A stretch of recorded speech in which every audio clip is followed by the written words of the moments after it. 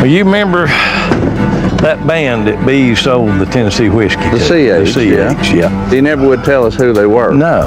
Them holes go a long ways in there. With a stash in there, you see.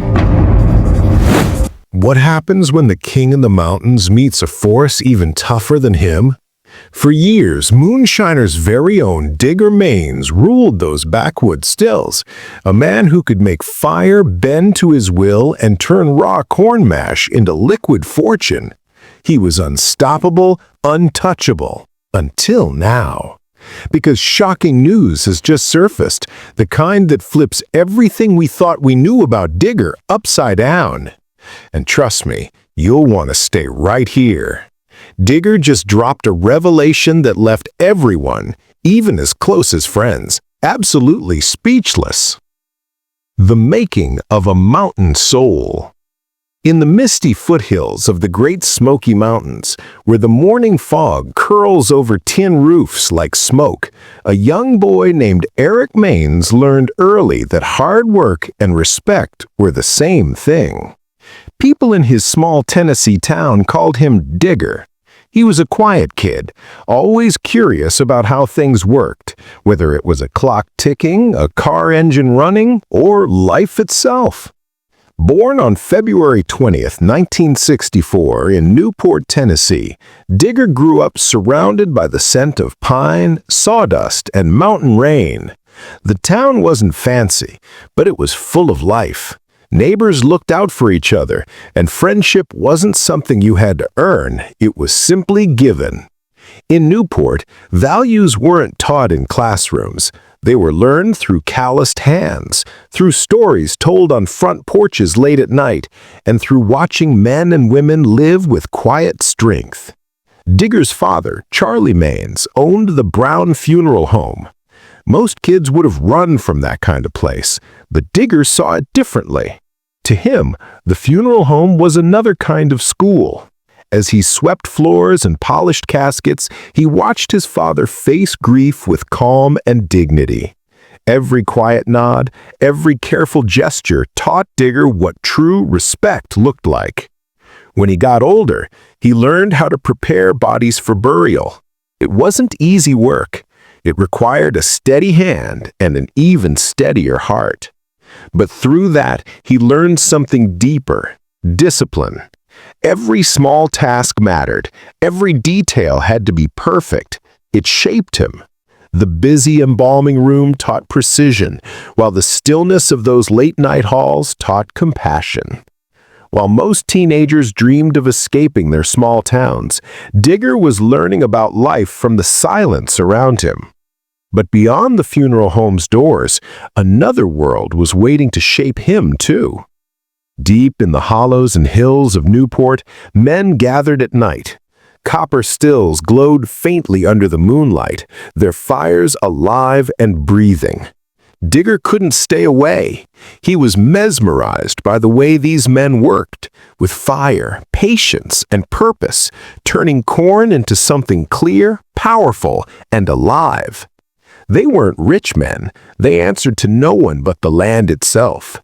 What they made wasn't just moonshine. It was pride, freedom, and tradition in a jar. To outsiders, they might have looked like lawbreakers, but to Digger, they were craftsmen, artists of the mountains. He noticed how they helped each other, how one man would share his last jar if someone else needed it. These men weren't chasing money, they were chasing mastery. That Digger understood. While others searched for shortcuts, these mountain men chose the long road because it was the right one. Digger found himself torn between two worlds, the quiet order of the funeral home and the wild freedom of the woods. From his father, he learned respect, control, and patience. From the Moonshiners, he learned creativity, risk, and fire. Somewhere between those two worlds, he began to discover who he really was. He didn't want fame. He didn't want to be feared.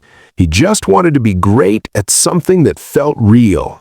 His father's lessons gave him peace, but watching the men turn fire and corn into golden liquid gave him passion. That feeling lit something inside him that wouldn't go out. He wasn't rebelling, he was searching. There was something beautiful about honest work, even when the world called it wrong. And when the hills got quiet at night and that faint copper glow flickered through the trees, Digger could feel it calling to him. It wasn't just curiosity, it was destiny. Something inside those woods was waiting for him. And soon, he'd meet the man who would turn that spark into a flame. Digger's apprenticeship begins. Before fame, before television cameras and bright lights, there was a mountain legend named Marvin Popcorn Sutton. He came from Maggie Valley, North Carolina, a short, sharp-tongued man with a wild streak and a gift passed down through generations.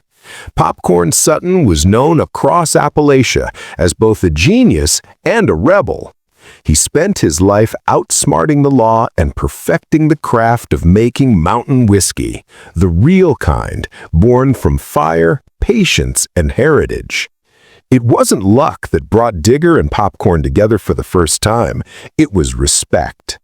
Popcorn Sutton could spot a phony from a mile away, but Digger wasn't one of them.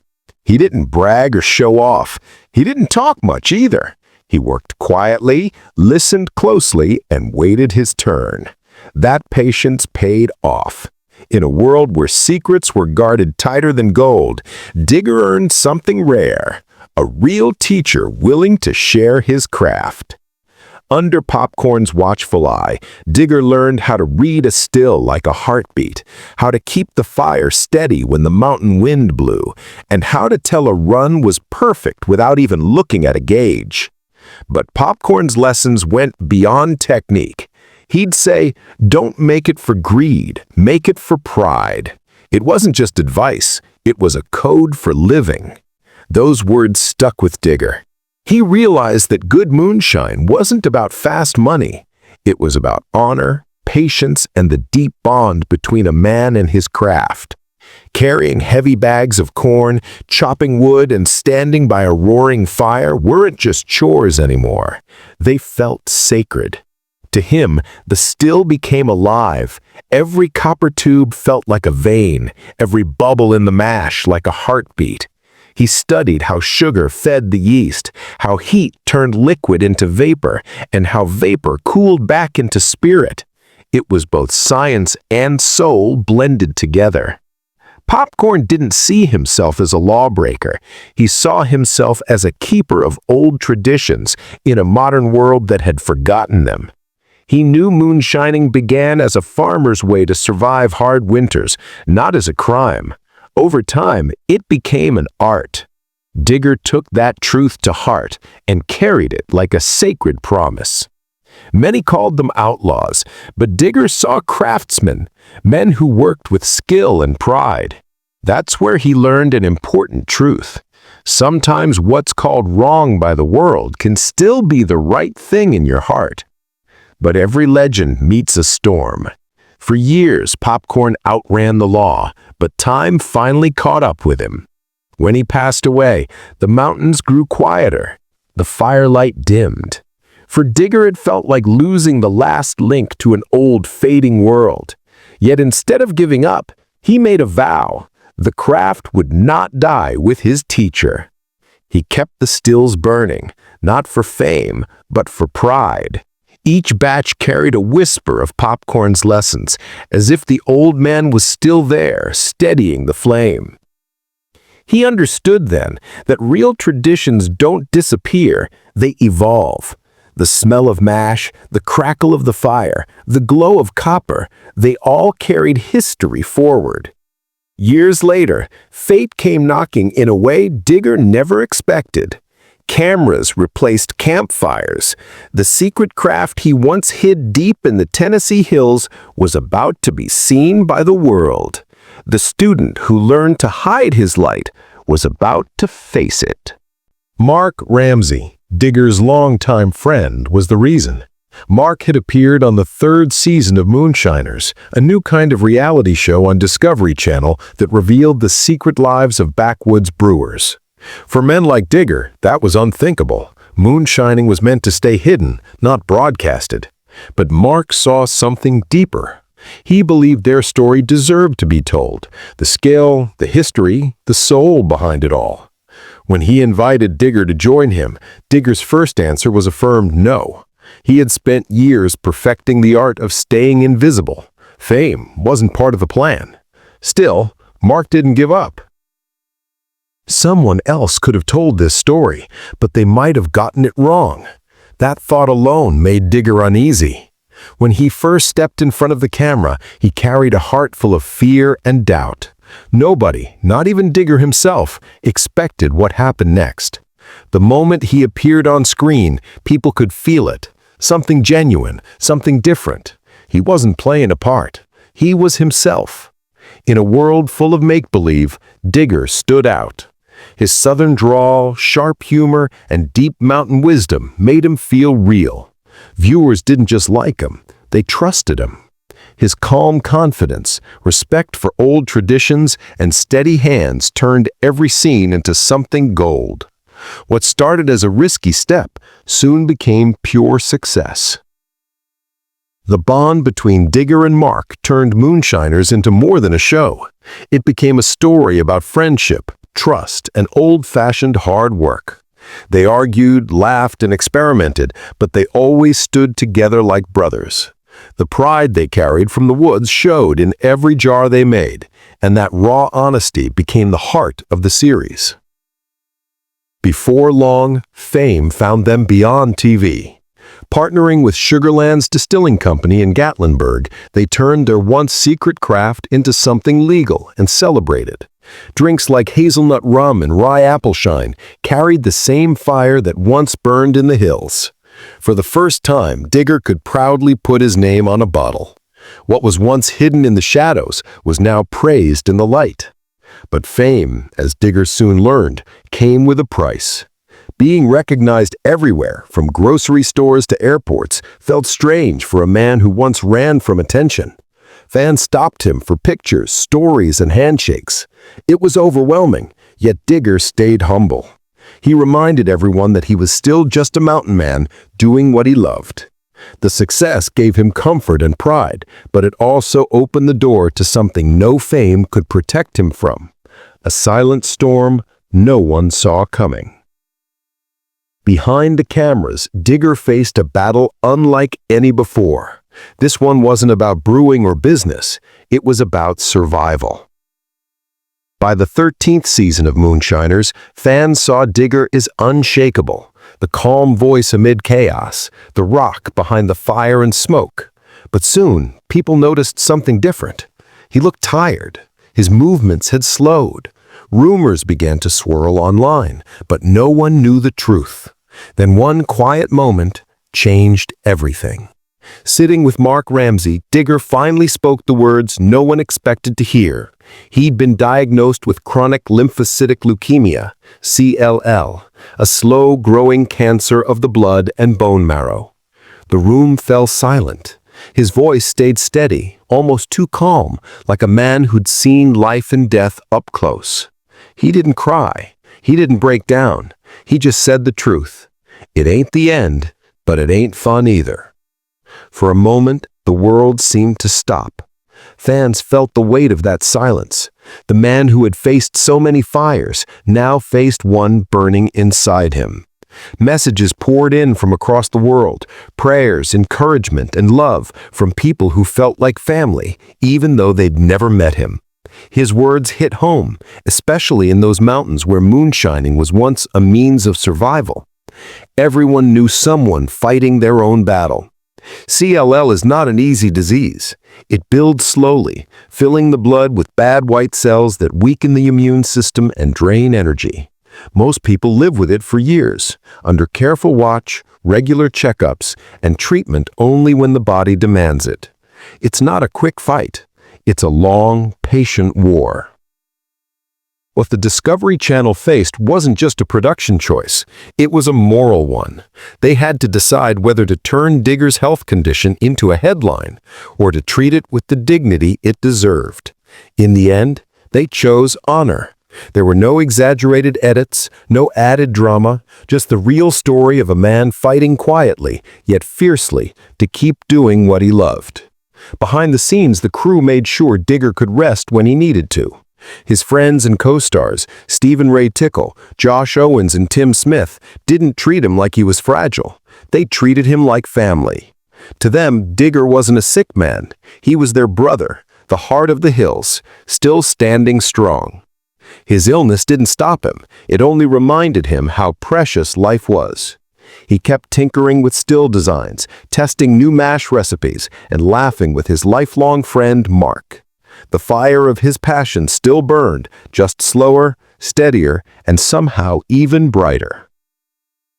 Instead of letting his sickness become a tragedy, Digger turned it into proof that a man can face pain without losing grace.